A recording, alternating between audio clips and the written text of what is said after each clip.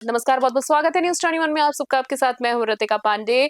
ग्राम पंचायत देवगढ़ की आज हम बात करेंगे। जी हां, जहां पर स्थित श्री कृष्ण गोपाल गौशाला सेवा समिति की कार्यकारिणी ने न्यूज 21 के विशेष बातचीत की है। जी हां, टीम के साथ न्यूज 21 की विशेष बातचीत हुई है, जिसमें गौशाला के आधुनिकीकरण और समस्याओं पर चर्चा विस्तार से हुई है। अध्यक्ष रामेश्वर लाल गौड़, सचिव तेजाराम मेघवाल और कोषाध्यक्ष अहमद सिंह रावत ने गौशाला को हाईटेक और आत्मनिर्भर बनाने के लिए सरकार से सहयोग की अपील की है। वहीं समिति ने मुख्यमंत्री भजनलाल शर्मा द्वारा गौशाला अनुदान में 15% की वृद्धि करने के फैसले की सराहना की है और करते हुए आभार भी जताया है। कार्यकारिणी ने मांग रखी है कि अनुदान की अवधि 9 महीने से बढ़ाकर 12 महीने की जाए और गौशाला का पट्टा भी जारी किया जाए। भामाशाह के सहयोग से परिसर में निर्माण काम जारी है, लेकिन स्थायी समाधान के लिए सरकारी पट्टा और पूरे वर्ष का अनुदान आवश्यक है। देखिए कैमरामैन पर्सन गणेश सिंह के साथ न्यूज 21 के वरिष्ठ संवाददाता सुनील खींची की गौशाला टीम के साथ विशेष चर्चा। नमस्कार, आप देख रहे हैं न्यूज 21 और मैं आपके साथ सुनील खींची। दोस्तों, आपको पता है हम हर डिपार्टमेंट का मुद्दा उठाते हैं, लेकिन इस बार हम गौशालाओं से संबंधित मुद्दे उठा रहे हैं कि गौशालाओं में किस प्रकार की स्थितियां हैं, किस प्रकार मुद्दे मसले हैं, क्या व्यवस्थाएं हैं।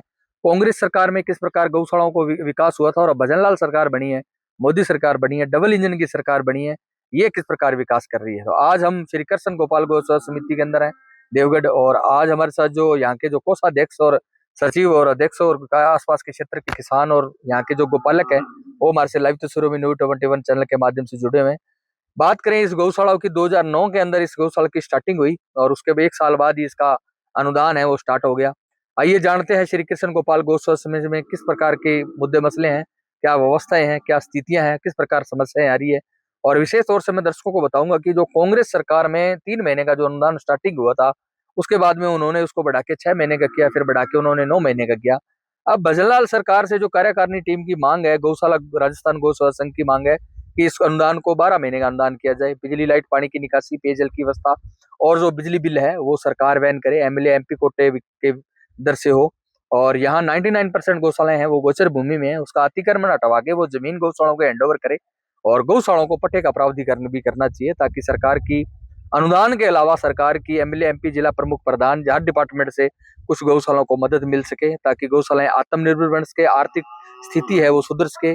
तो आइए जानते हैं श्री कृष्ण गोपाल गौशाला समिति के अंदर हमारे साथ अहमद जी रावत जुड़े हुए हैं, उनसे खास बातचीत करते हैं और पूरी गौशाला का वो मेंटेनेंस करते हैं। बड़ी अच्छी भाव निष्ठा सेवा भाव से बड़ा अच्छा गौ माता की सेवा करते हैं। आइए जानते हैं उनकी जर्नी। पहले तो अहमद जी, हमारे चैनल में न्यूज 21 में आपका स्वागत है। धन्यवाद sir. Thank you. Thank you. तो सर, बात करें इस गौशाला की कब से स्थापना हुई है, आप कब से सेवा दे रहे हो, कितने का अनुदान आ रहा है, कितने गौवंश है, और बात करें समस्या, मुद्दे मसले, समस्या किस प्रकार है, क्या स्थिति है। सर, इसकी स्थापना 2009 में हुई है जी। जब से स्थापना हुई तभी से हम ही संभाल रहे हैं। जी जी। और बीच में तो अनुदान बंद था जी, कैसे बंद, किस कारण था? वो गवर्नमेंट ने बंद कर दिया 5 साल के लिए। क्यों? वो 2010 के बाद में बंद किया। क्यों बंद किया? 5 साल कोई इसका कारण तो होगा बंद करने का। बहुत कारण तो हमें तो मालूम नहीं। जी, फिर बाद में वापस चालू हो गया। अच्छा। अभी लगातार आ रहा है जी। और वो भी 9 महीने का आ रहा है जी। अभी तो 44-22 की रेट मिली है। 25-50 के बिल अभी लगे, वो आया नहीं है। अच्छा अच्छा। एक अनुदान कभी भी समय पे नहीं आता है। ठीक है। और हमारी गवर्नमेंट से मांग यही है कि अनुदान समय समय पर मिले।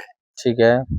अब चारा का सीजन है, अभी वो निकल जाएगा, उसके बाद अनुदान आएगा तो वो फिर महंगा हो जाएगा सर। इसलिए हमारा मेंटेनेंस बिगड़ रहा है इससे। दोस्तों, मैं लगातार आपको ये आवाज पहुंचा रहा हूँ आप तक कि गौशालाओं से संबंधित कि इनका एक जो मुद्दा है वो बड़ा चिंता का विषय बना हुआ है। वो ये है कि इस गौशालाओं के अंदर जो अनुदान दिया जाता है सरकार के द्वारा, 9 महीने का अनुदान दिया जाता है, वो अनुदान जब इनको जरूरत होती है उस टाइम नहीं मिलता है, तो उसके बाद में आता है, तो बाद में वो चारा भी महंगा मिलता है। तो इनका ये बड़ा विशेष मुद्दा है कि गौशालाओं में जो अनुदान दिया जाता है उसको समय पर जारी करे, ताकि हम अच्छे तरीके से गौ माता की सेवा कर सके।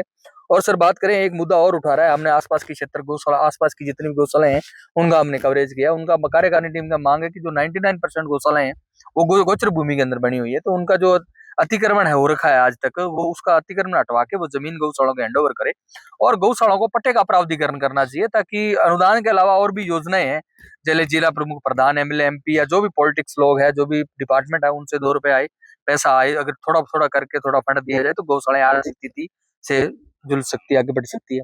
आपका क्या मानना है? बिल्कुल, सभी के सहयोग से आगे बढ़ेगी। और जो ज्यादातर गौशाला गौचर में स्थित है उनको जहाँ है वहीं पट्टा दिया जाए। ठीक है। हमारी गवर्नमेंट से यही मांग है कि जहाँ है वहीं पट्टा दिया जाए और चारा बोने के लिए गौचर जो भी है उसको अतिक्रमण मुक्त करके गौशाला के हैंड ओवर किया जाए। सर बात करते हैं चिकित्सा की, क्योंकि सबसे कड़ी है जो कड़ी से कड़ी जुड़ती है, तो चिकित्सा की बात आती है, क्योंकि आप 280-300 गायों का मेंटेनेंस कर रहे हो, तो जाहिर सी बात है कि चिकित्सा की व्यवस्था भी जाहिर सी बात अच्छी होनी चाहिए। पशु चिकित्सालय या एलएस की व्यवस्था पूर्ण तरीके से होनी चाहिए। आप क्या कहना चाहोगे? सर ये हर गांव में जहाँ भी गौशाला है वहाँ एलएस की व्यवस्था होनी चाहिए जी। और फ्री दवाई वगैरह मिलनी चाहिए। पशु चिकित्सालय होना चाहिए। चिकित्सालय होना बहुत आवश्यक है। सर बातचीत करते हैं आत्मनिर्भर के लिए। आप 300 गायों का मेंटेनेंस कर रहे हो, लेकिन 300 गायों का लाभ नहीं है कुछ भी। अगर इनका जैसे आप गुजरात में चले जाओ तो गौशालाओं के अंदर वो लाखों करोड़ों के हिसाब से दूध और घी का परचेज करते हैं, लेकिन विडंबना है अपने इस देश की, अपने राजस्थान की, कि इसके अंदर जो गौ माता है, गौशालाएं हैं, वो आर्थिक स्थिति से बिल्कुल जूझ रही है, लेकिन उनके अन्य स्रोत है वो बिल्कुल नहीं है खाद के अलावा। अगर यहाँ अन्य स्रोत हो जाए जैसे दूध, घी, छाछ, दही वगैरह, तो काफी आर्थिक स्थिति है जो सुधर सकती है और गौशालाओं को अर्निंग भी हो सकती है।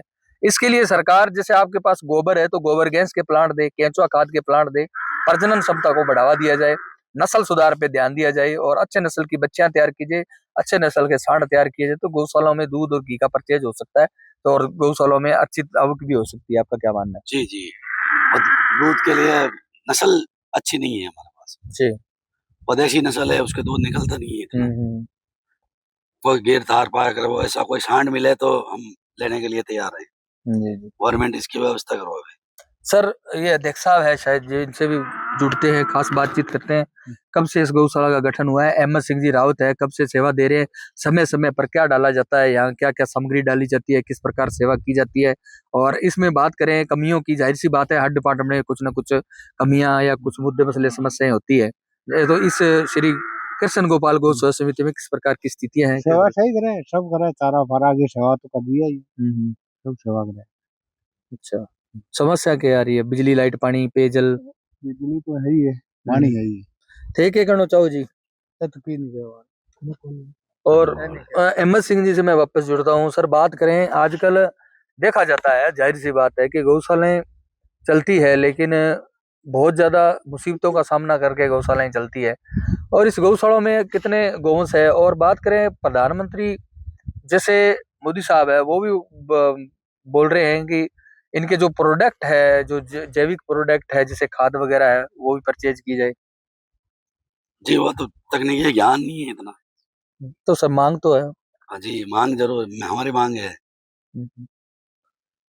और 9 महीने का अनुदान है, वो 12 महीने का हो, ये भी मांग होना चाहिए।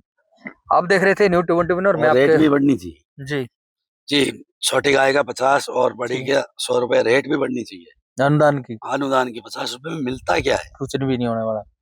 एक गाय के खाने का चारा नहीं मिलता 50 में। जी जी। आप देख रहे थे न्यूज़ 21। लाइक वीडियो को लाइक करें, कमेंट करें, शेयर करें, देखते रहिए न्यूज़ 21 साथ। मैं सुनील किसी कैमरामैन पर्सन। थैंक यू, जय हिंद।